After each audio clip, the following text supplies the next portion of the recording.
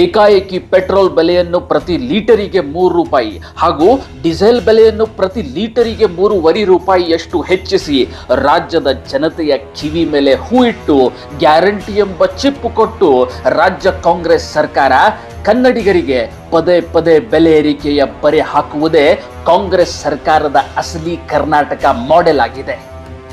ಭಯೋತ್ಪಾದಕರು ಕುಕ್ಕರ್ನಲ್ಲಿ ಹೋಟೆಲ್ನಲ್ಲಿ bomb blast ಮಾಡಿದ ಹಾಗೆ ಕಾಂಗ್ರೆಸ್ ಸರ್ಕಾರ ಬೆಲೆ ಏರಿಕೆಯ ಬಾಂಬ್ ಅನ್ನು ಕರ್ನಾಟಕದಲ್ಲಿ ಬ್ಲಾಸ್ಟ್ ಮಾಡಿದೆ.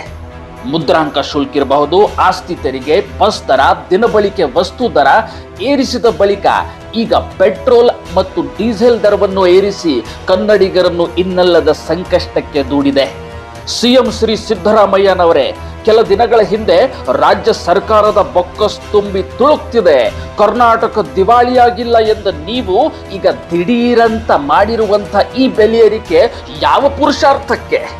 ನಿಮಗೆ ನಿಜಕ್ಕೂ ಬಡವರ ಮೇಲೆ ಕಾಳಜಿ ಇದ್ರೆ ಕೂಡಲೇ ಬೆಲೆ ಏರಿಕೆಯ ಆದೇಶವನ್ನು ಹಿಂಪಡೆಯಿರಿ.